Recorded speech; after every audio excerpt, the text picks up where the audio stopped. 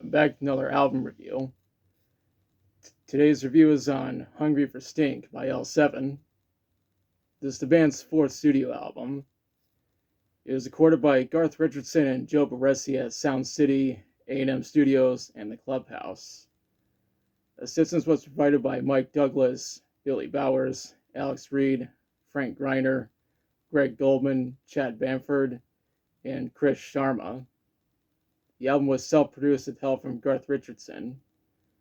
You may recognize Garth for his work with Rage Against the Machine, Melvins, and Ugly Kid Joe. He would later work with Rise Against. Most of the songs were mixed by Michael Barbiero, but there are three exceptions. The album was released on July 12th, 1994 on Slash Records and Reprise Records. Now let's talk about the songs. The intro for this album is Andres, which was released as a single in 1994. Donita Sparks personally selected this as being one of the best L7 songs, and it is a great way to start the album.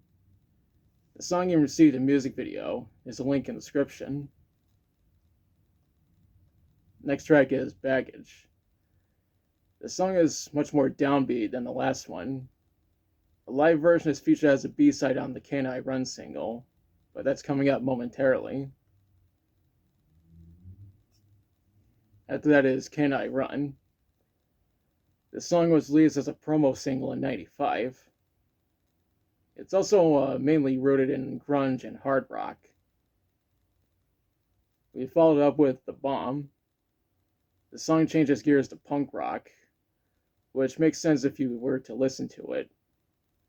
It was also featured as a B-side on the Andres single. That's followed by Questioning My Sanity. Donita received help from Jennifer Finch when writing the lyrics. Next up is Riding with the Movie Star. It's another punk song on the album. The song even features Rowdy Bottom on keyboards. It's also the first of three songs on the album to be mixed by Joe Barresi and Garth Richardson. Up next is Stuck Here Again. The song was released as a promo single in 1994. The band changes gears back to grunge with this track. I think it's one of the best tracks on the album.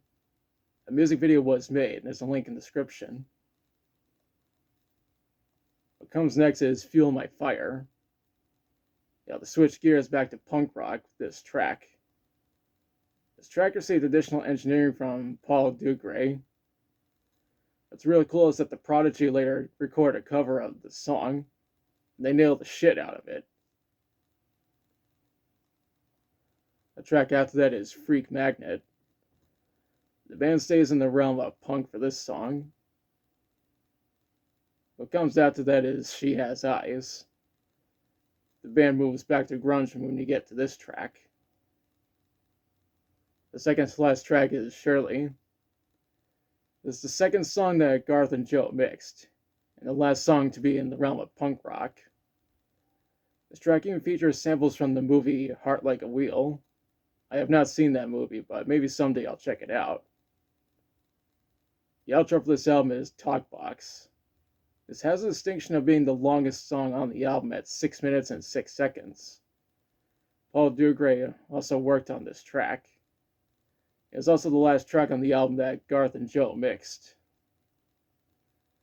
When researching this album, I read that it peaked number 117 on the Billboard 200 and number 2 on the US Heatseekers albums.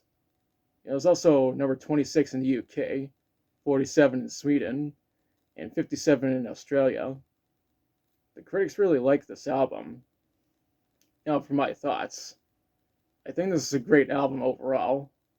It's not quite as good as the previous album I reviewed, though it's still a great album overall. I think working with Garth Richardson was a great idea because he's one of my personal favorite music producers. Overall, I highly recommend this album. And now, as part of my question you, have you listened to Hungry for Stink? If so, what do you think about it? What is your favorite song from it? Do you think working with Garth Richardson was a great idea? Let me know in the comments.